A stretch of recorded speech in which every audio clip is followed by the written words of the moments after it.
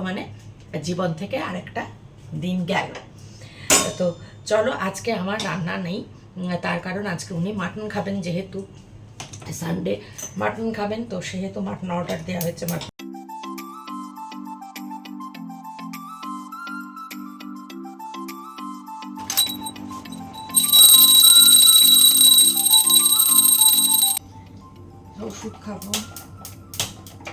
ওষুধ খাবো আজকে একটু ঘুমাতে হবে, মাথায় প্রচন্ড যন্ত্রণা। শুভ সকাল বন্ধুরা, কেমন আছো সবাই? আশা করি সবাই সুস্থ আছো, ভালো আছো, আর যে যেখানে আছো ঈশ্বরের কৃপায় নিরাপদে আছো। একটা দিন আবার শুরু হলো। এখন বাজে 10:36। আজকে হচ্ছে 28শে জুলাই আর রবিবার, হ্যাপিওয়ালা সানডে। যাদের কাছে হ্যাপি কাটে রবিবার, সবাই মিলে বাড়িতে আনন্দ করে মজা করে কাটাও, তাদেরকে হ্যাপিওয়ালা সানডে বলছি। আর আমার মতন যে মানুষজন রয়েছে তাদের কাছে কী বা সানডে কী বা মানডে, সবই তো সমান একই। তো আরেকটা দিন শুরু হলো, মানে জীবন থেকে আরেকটা দিন গেল। তো চলো, আজকে আমার রান্না নেই, তার কারণ আজকে উনি মাটন খাবেন, যেহেতু সানডে মাটন খাবেন, তো সেহেতু মাটন অর্ডার দেওয়া হয়েছে। মাটন তো আর ঘরে কেনা নেই যে আমি রান্না করবো। তো কালকে যা রান্না রয়েছে সেগুলো সব জাল দেবো, গরম করবো। মানে একটু দেরি করেই রান্নাঘরে আসা হলো, তার কারণ মানে কালকেও যা হয় জানোই তোমরা, ডেইলি কথা আর কি বলবো, ওই ঘুম টুম না হওয়ার ফলে একটু ঝিমানি লাগছে। তো যাই হোক, এগুলো জাল টাল দিয়ে গিয়ে আমি স্নান পুজো এগুলো সেরে নেবো। তো এখন আপাতত দাঁড়াও,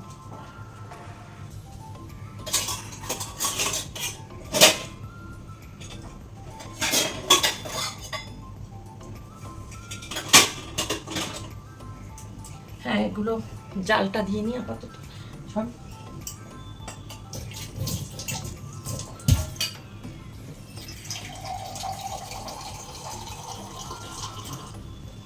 দুধটা, ডালটা আর আলু পোস্ত এগুলো সব জাল দিয়ে নিই। দুধটা কাটি, আরেকটা ইয়ে, কালকে তো দই পেতেছিলাম জানো, কাল রাতে আবার একটুখানি রয়েছে, আজকে রাতে আর দই পাততে হবে না, একটু রয়েছে, আর বাকিটা কেটে ফেলি।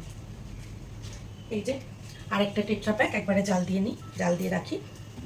তো সকালবেলায় যেমন সেই অনেক সকালে 7টার মধ্যে এসছে উর্মিলা, 7টার মধ্যে এসে 7:30তেই হয়ে গেছে কাজ। বাসন তো সেরকম থাকেই না জানো, আর ঘর ঝাড় দেওয়ার মোছা।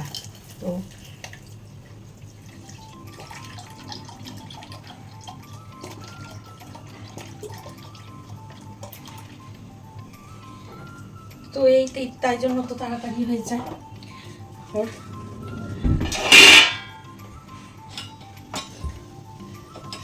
যাই হোক,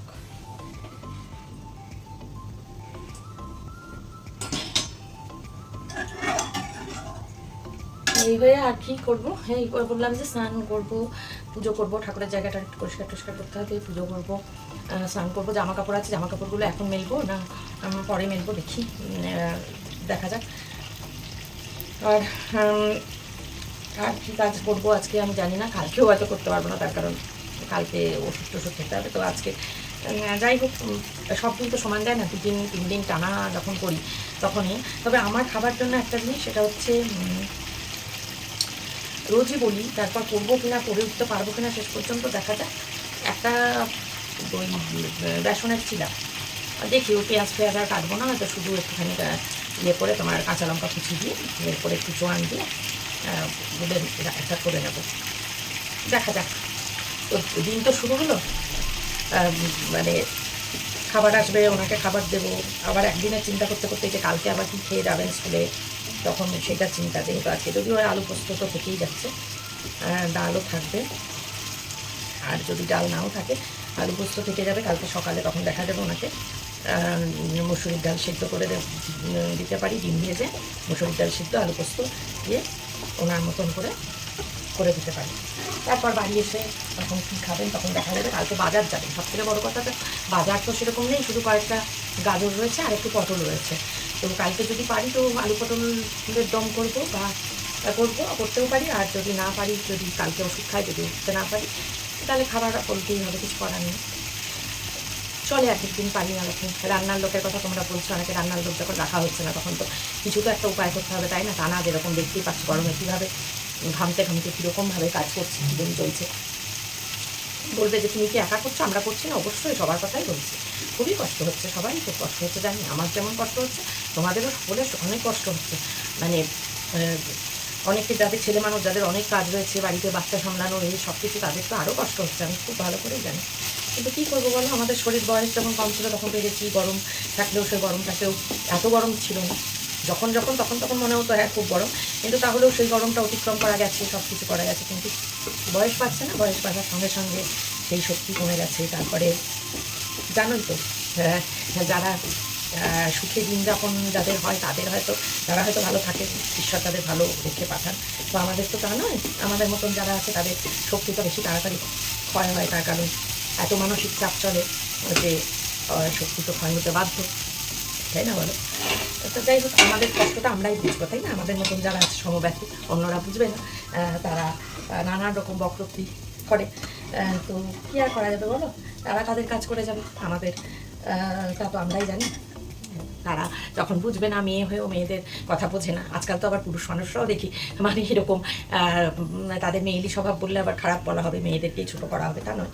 তাদের কীরকম স্বভাব জানি না, তারা নিজেদেরকে পুরুষ মানুষ বলে দাবি করেন, কিন্তু তারা এমন কিছু কমেন্ট করে যান, দেখে অবাক লাগে, হাসি পায়।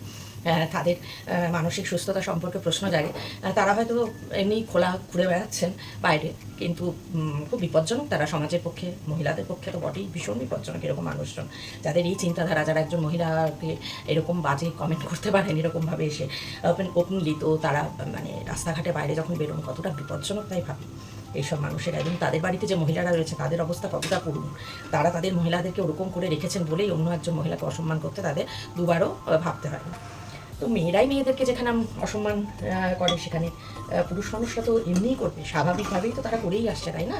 কজন পুরুষ মানুষ আছেন যারা সেইভাবে যথাযোগ্য সম্মান দেন, মর্যাদা দেন তার স্ত্রীকে বা বাড়ির অন্য মেয়েদের বা মহিলাদের? খুব কম, তাই না? তো আর বলে লাভ কী হলো? আর যারা আবার সম্মান দেন তারা আবার উল্টে দেখা যায় হয়তো তারা সম্মান পাচ্ছেন না, কপালটা এরকমই। যে মেয়েরা হয়তো সম্মান পাচ্ছে তার স্বামীর কাছ থেকে, তারা হয়তো যোগ্য সম্মান অনেক সময় অনেকে দিচ্ছে না, সবার কথা বলছি না, অনেকে এরকম হয় দিচ্ছে না। সম্প্রতি একজন নামকরা বাংলা সিরিয়ালের অভিনেতা তার কষ্টের কথাটা ভিডিও করে জানিয়েছে যে তার দীর্ঘ 12 বছরের দাম্পত্যে একতরফাভাবে কীভাবে কী করা হয়েছে, তার সঙ্গে কি হচ্ছে। তো সেটাও অবশ্যই, সেটাও একদম যে শুধু যে মেয়েরাই মানে কষ্টের যন্ত্রণার শিকার হয় এমন না, কিছু কিছু মেয়েও কষ্ট দেয়, কিছু কিছু মানে পুরুষ মানুষও অনেক কষ্টের মধ্যে দিয়ে দিন যাপন করেন। সংসার, তারাও সংসার চান, তারাও সংসার নিয়ে চলতে চান, কিন্তু তার পরিবর্তে তাদের সেই ভালোবাসাটা, সেটাকে মানে এনক্যাশ করে সেই স্ত্রীরা, সেটাকে তার মানে বাড়িতে থেকে সব সুযোগ সুবিধা নিয়ে, নিজের আলাদা রোজগারের জায়গা রয়েছে, নিজের আর্থিক অবস্থা যথেষ্ট ভালো, কিন্তু তারপরেও ভালো একটা ল্যাভিশ লাইফ লিড করবার জন্য হাজব্যান্ডের কাছে থাকছে এবং প্রতিনিয়ত তাকে মেন্টালি টর্চার করছে। এরকম এটা সম্প্রতি ভিডিও ভাইরাল হয়েছে, তোমরা নিশ্চয়ই অনেকেই দেখেছো, তোমরা বুঝতেও পারছো কোন অভিনেতার কথা বলছি। খুবই জনপ্রিয় অভিনেতা, সিরিয়ালে বহুদিনের অভিনেতা, জনপ্রিয় অভিনেতা, একদম লিড রোল, এখনও লিড রোলে অভিনয় করেন যতদূর আমি জানি। আমি তো এখন বহুদিন দেখি না সেটা, কিন্তু করতে একটা সময়। তো এইরকম সব রকমই রয়েছে মানুষ, সব নিয়েই তো জীবন। চলো, আজকে অনেকক্ষণ তোমাদের সঙ্গে কথা বললাম, হয়তো বা কথা বলেই আজকে কাটবে। যেদিন কাজ নেই, মানে নেই কাজ তো খই ভাজ, কাজই যদি শেয়ার না করতে পারবো তাহলে কি? তবে একার দিন তো ইচ্ছেও করে যে বসে শুধু গল্প করি, সব দিনই কি শুধু কাজ কাজ আর কাজ? ছুটি তো বানতা হয় না বলো, তাই না? একটু তো ছুটি তো লাগবেই। তো চলো, এত কিছুর পরও হাসি ধরে রাখি, এত কিছুর পরও নিজেকে মোটিভেট করি, কপিল শর্মার ভিডিওগুলো দেখি যখনই এর হয়, আর নিজেই হাসি, এবং হাসার পরেই হয়তো চোখে জল পড়ে যে কী নির্লজ্জ হাসছি, তারপরে মনে হয় যে না হাসলে আমি কী করে চলবো এগুলো, আমি তো থেমে যেতে পারবো না, না আমার তো সন্তান রয়েছে, আমি থেমে যাব কী করে? আর থেমে যাওয়াটা তো আমার হাতে নেই, বা খারাপ থাকলেও তো কোনো সুরাহা হবে না। আমি যদি খারাপ উপায়, তো এর মধ্যেই আমাকে ভালো থাকতে হবে। সেই জন্য হাসির ভিডিওগুলো দেখি কপিল শর্মার, আর নিজের মনে হাসি, নিজেকেই একটু চাঙ্গা করার চেষ্টা করি। কয়েকদিন লো থাকার পর আবার উঠে দাঁড়াই, যেমন আজকে এলাম। লো এখনও রয়েছে, কিন্তু তার মধ্যেই বললাম যে রাত জেগে জেগে ঘুম হয়নি, ওই দেখছিলাম কপিল শর্মার ভিডিওগুলো। তো চলো বন্ধুরা, হয়ে গেল আমার এখন রান্নাঘরের কাজ, অলরেডি ঘামতে শুরু করে দিয়েছি এইটুকুর মধ্যে। এখন ব্যাক টু দ্য প্যাভিলিয়ন না, বললাম যে স্নান করব, তারপরে ঠাকুরের কাজ আছে একটু, সেগুলো করব, পুজো করব, করে তারপরে দেখা যাবে, তখন তো খাবার আসতে এখন অনেক দেরি, দেড়টা কেন প্রায় 1:45 খাবার দেন ওই দাদা, সামনের ঘরে দাদা বৌদিকেও দেন, তো তো এরকম দেরি হয়। কালকেও দেখলাম, কালকে না পরশু দিন দেখলাম ওরকম দেরিতে। তো যাই হোক, উনি তো এখন ঘুমাচ্ছেন মিস্টার চ্যাটার্জি, যতক্ষণ ঘুমাচ্ছেন ততক্ষণ এইসব নিয়ে না তোমরা বলবে তুমি দাঁড়িয়ে দাঁড়িয়ে বক বক করে গেলে, তোমার কী দেখাচ্ছ, এই যে দেখো, এই যে সব হলো জাল দেওয়া পর্ব, দুধ জাল হয়ে গেল, এই যে দুধ জাল হয়ে গেল, এই যে আলু পোস্ত গরম হয়ে গেল, এবার এই যে ডালটা ফুটছে, দেখতে পাচ্ছ? হ্যাঁ, বলবে যে তুমি বকর বকর করলে কী করছো, আমরা তো দেখতেই পাচ্ছি না। এই যে এইগুলো হয়ে গেল, এইবার যাই গিয়ে খানিকটা কাজ সারবো ঠাকুরের এই গোছানো গাছানো কাজ, কারণ এমনি তো ছাড়া জামা কাপড় তো ওপর যেগুলো মেঝে এইগুলো গোছানো জন্য সেগুলো করে নিই একবারে স্নানটা করে তারপরে পুজোতে বসবো। চলো ঘরে চলে যাই। এবার এলাম বন্ধুরা ঠাকুরের বাসন মাজতে। তো বাসন অনেকটাই আছে, কিন্তু তারপরেও আবার জমে গেছে, ছিল মাজা আছে কিছু, কিন্তু দেখলাম ফেলে রাখলে দুটো ছোট ঘটি রয়েছে তো সেই জন্য। তো বাসন মাজতে মাজতেই আমার এই পরিবারেরই এক সদস্য, তার ফোন এলো, তার সঙ্গে গল্প করতে করতেই কথা বলতে বলতেই বাসন মাজছি। খুব ভালো লাগে যখন তোমাদের মধ্যে অনেকেই ফোন করো, ফোনে যখন যোগাযোগ হয়, কথা হয়, তাই মনে হয় কোথায় আমি ছিলাম আর তোমরা কোথায় ছিলে। অথচ আজকে একটা খুব সুন্দর পরিবার তৈরি হয়েছে, যেখানে অনেকের সঙ্গেই ফোনে আমার মানে যোগাযোগ আছে, কথা হয়, অনেকেই ফোন করো তোমরা। তো এটা আমার কাছে একটা বিরাট পাওনা, বিরাট প্রাপ্তি। ওই যে বলি না, ভগবান সব কিছু কেড়ে নেন না, কিছু কেড়ে নেওয়ার পর কিছু ঠিকই দেন। তো আমার ক্ষেত্রেও তাই, অন্য যা কিছুই নিন না কেন, হয়তো আমার শান্তি টা নিয়ে নিয়েছেন সারা জীবনের মতোই, কিন্তু তার পরিবর্তে এই যে এত সুন্দর একটা পরিবার পেয়েছি, এত ভালোবাসা পাই তোমাদের কাছ থেকে, এত পজিটিভিটি পাই, সবাইকে নিয়ে মানে এত সুন্দরভাবে চলতে পারছি রোজ, এটা একটা বিরাট পাওনা। এই ভাগ্যটাই বা কজনের হয়, তাই না? হঠাৎ করেই ইউটিউবে এসেছিলাম, তখন কোনো দিন ভাবিনি যে এতটা ভালোবাসা পাবো, আমাকে বুঝবার মতন এতজন মানুষ থাকবেন যারা আমাকে বোঝেন। আর যারা না বোঝার, তারা আমাকে বলে নয়, তারা কাউকেই বোঝেন না, তারা হয়তো তাদের নিজেদের সম্পর্কগুলোকেও ঠিকঠাক বজায় রাখেন না বা রাখতে পারেন না।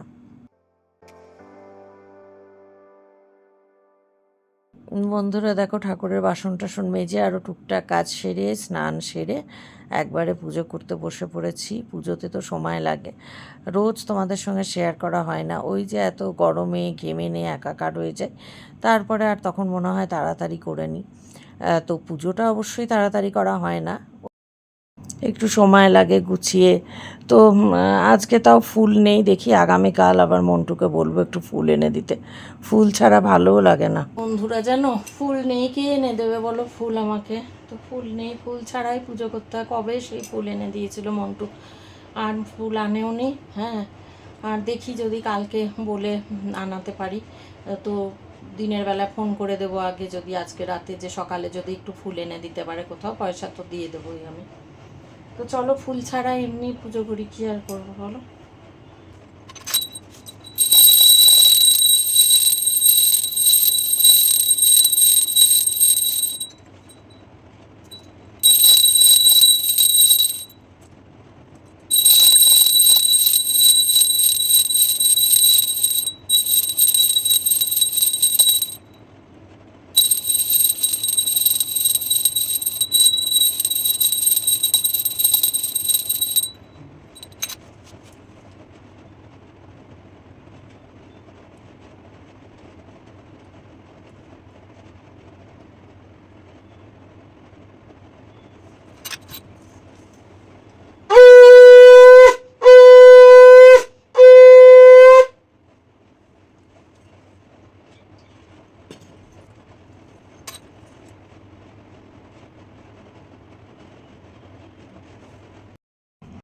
এই দেখো পুজো হয়ে গেল, ফুল ছাড়াই আজকে কীরকম ন্যাড়া ন্যাড়া লাগছে বলো, ফুল ছাড়া বিয়ে, কিন্তু কি করব, উপায় নেই, আগামীকালের ব্যবস্থা করতে হবে, দেখি। রান্নাঘরে আবার এলাম বন্ধুরা, 9:26 বাজে, দুধ জাল দিই, মাথা ছিঁড়ে যাচ্ছে যন্ত্রণায়, যা হোক একটুখানি খাবো আর একটু পরে ওষুধ খাবো, আজকে একটু ঘুমাতে হবে, মাথায় প্রচণ্ড যন্ত্রণা। তো ডাল খাবো হচ্ছে ডাল খাবো এক বাটি, ব্যাস একটুখানি ডালটাও গরম করি,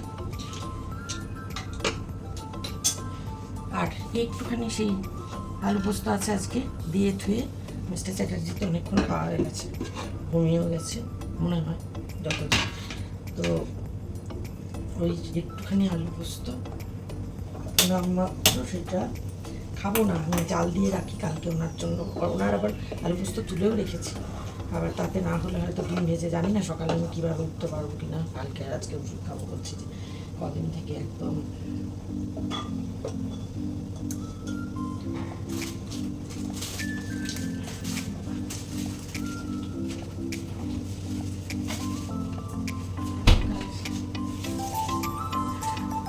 কালকে সকালেরটা তো আগে চিন্তা করতে হবে, স্কুল যাওয়ার আগে খেতে দেবো সব, একদিন শেষ হয় না, আরেকদিন দেখো তাকাতে পারছি না, এত মাথা যন্ত্রণা। আজকে সারাদিন এমনিই কাটলো, টুকটাক কাজকর্ম করে, খুব বেশি কিছু করিনি, বেশি কিছু মানে রান্না না থাকলে তো চাপটা অনেকটা কম থাকে, তাই না বলো। তো অন্যান্য কাজকর্ম যেটুকু করেছি সব কিছু তোমাদের সঙ্গে শেয়ার করতেও পারিনি, মানে চলছে না, জোর করে চালানো তো, তাই মাথায় যন্ত্রণা।